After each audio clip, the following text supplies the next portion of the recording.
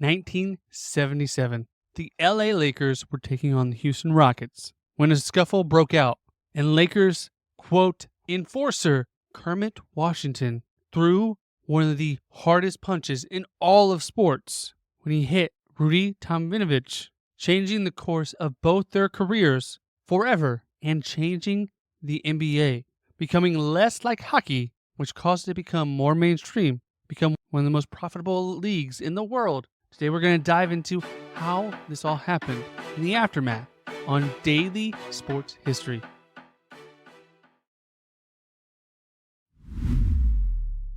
Welcome to Daily Sports History. I'm Ethan Reese, your guide as you daily learn more about sports history, increasing your sports knowledge.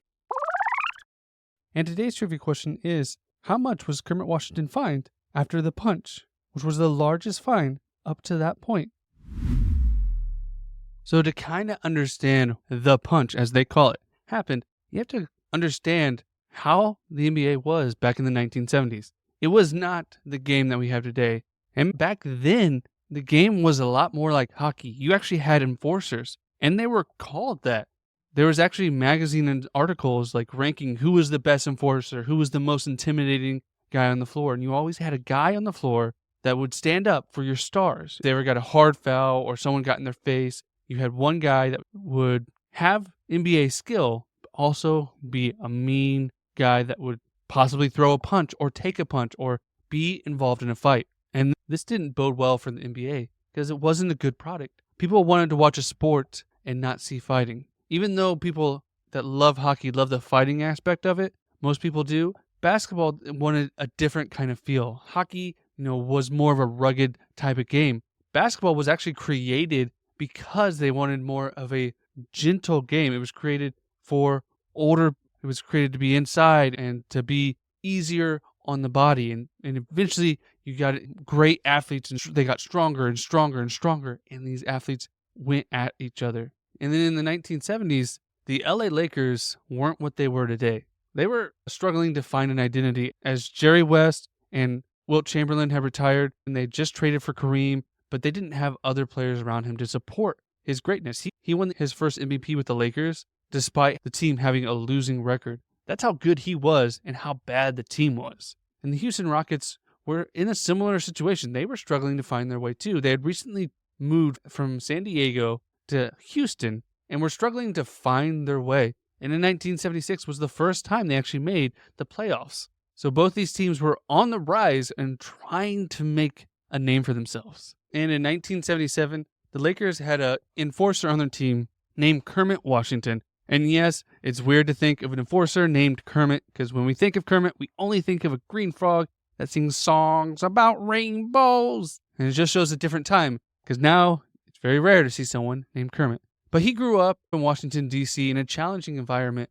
where his family struggled economically, but he found success in school and on the basketball court. And he was able to take that success and go to college at American University, where he became one of the greatest NCAA basketball players, averaging 20 points and 20 rebounds for his entire career, one of the few players to ever do so. And his success in college led him to be the 5th overall pick by the LA Lakers in the 1973 draft. And he was known especially for his defensive prowess and his rebounding ability, and also that he had a mean streak. It could be that enforcer type on the basketball court. And the Rockets had an all-star in Rudy Tomjanovich, who grew up in an immigrant community in a small city in Michigan, and eventually would attend Michigan University, where he became an accomplished basketball player, averaging a double-double throughout his career, 25 points and 14 rebounds, and was named an All-American in 1970. He would be selected 2nd overall in the 1970 NBA draft by the San Diego Rockets,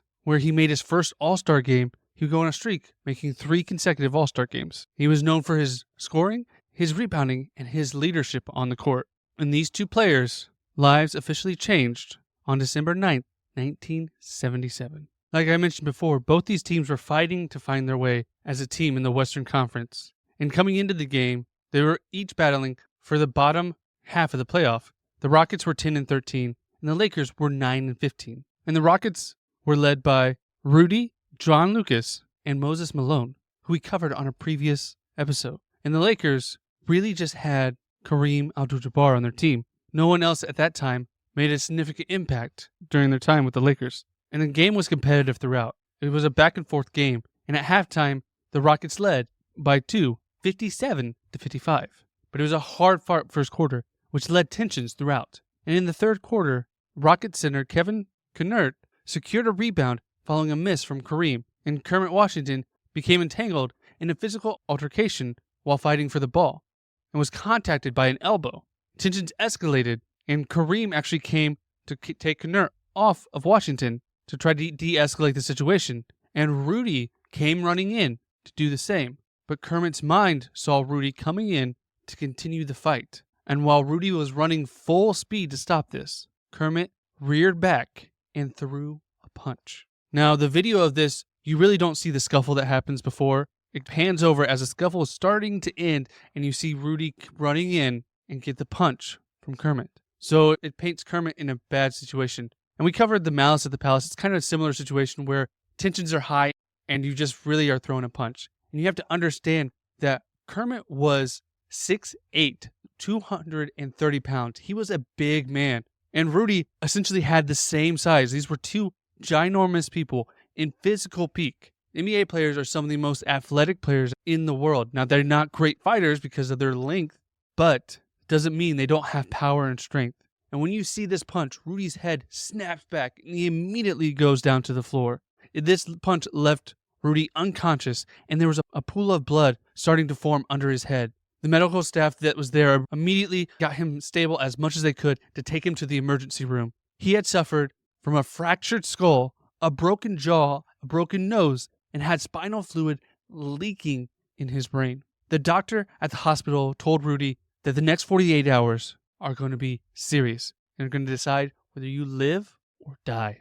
Rudy was obviously scared, and Kermit was ejected from the game, and the game did go on to finish, unlike the Malice at the Palace, where the Rockets actually won the game 116-105, where the leading scorer of the entire game was Kareem Abdul-Jabbar with 32 points. But the game didn't matter. What mattered was Rudy, and would he survive this incredible moment. It was touch and go there for a while, but he did eventually make it through. And the weirdest thing was him saying afterwards he could taste the spinal fluid in his mouth after the fight, something that is very rare to even happen. This was a serious thing and was life-threatening, but Rudy was determined to make it back to the court. He fought his way back. He worked through rehab. He won one of the first masks that we've seen NBA players wear when they have a broken nose or something broken on their face. He wore one of those, which is a very scary look because it's very primitive looking. But he wouldn't play the remainder of the season, which is a sad. His streak of being an all-star, and it really ended his career. The next season, he came back and played 74 games and did pretty good, averaging 19 points and 7 rebounds, and was voted into the All-Star game for the last time. But the following 2 seasons, he would quickly decline due to health issues and trauma. He couldn't be the same player, always on edge, always worried. It was a challenge. After the game, Kermit Washington was suspended 60 games, and the NBA wanted to make an example out of him. This would be the last game he would play for the LA Lakers, as they would trade him the next season to the Boston Celtics, where he played for 1 year, bounced over to the San Diego Clippers, and finished his career with the Portland Trail Blazers, where he actually had his best season. In 1980, he was named an All-Star. It was a 2-time defensive second-team player. But this really tarnished his image, as he would fight to end this image throughout his life and get involved in charity work after he retired from the NBA, and would be involved in Project Contact Africa to improve healthcare in underserved communities. But sadly, he would get into legal troubles where he was caught embezzling from his charity, and he was sentenced to 6 years in federal prison in 2018. But Rudy, he didn't let the fact that this injury ended his career over time. He took it, and he became a coach, and he became a great coach, as he would join the Rockets as a coach and lead them to 2 back-to-back NBA championships with Hakeem Olajuwon, and he would go on to win a gold medal with the U.S. team being their head coach in 2000 at the Sydney Games, and is also a member of the Basketball Hall of Fame. And the NBA took this as a moment to change their culture. They did not want to be seen as the fighting culture. There was already boxing. They didn't need that in their game. So they made some significant changes, as in there was harsher penalties if there was a fight. There was an automatic ejection whether you landed a punch or not if you were involved in it. And there would be fines for physical altercations, as Kermit was fined $10,000 at the time, which was the highest financial penalty that had ever been issued up to that point. The following year, they would also add a third NBA referee to the game, helping monitor the on-court action to help prevent fights from escalating. And these changes lessened the physicality of the game and helped grow the game even more. And if you want more Lakers content, check out the Lakers Lounge, where Anthony Irwin takes a daily look at the Los Angeles Lakers in his own unique way, with help from a number of guests throughout the NBA coverage and beyond. We'll put a link in the description below for you to check out that podcast. And if you enjoyed today's episode, please get on social media and follow us to stay up to date and see pictures and videos from the topics we cover. And come back tomorrow for more daily sports history. And did you catch the answer to today's trivia question? How much was Kermit Washington fined after the punch, which was the largest fine up to that point in the NBA? And the answer is he was fined $10,000 in 1977 for this incident and suspended 60 games.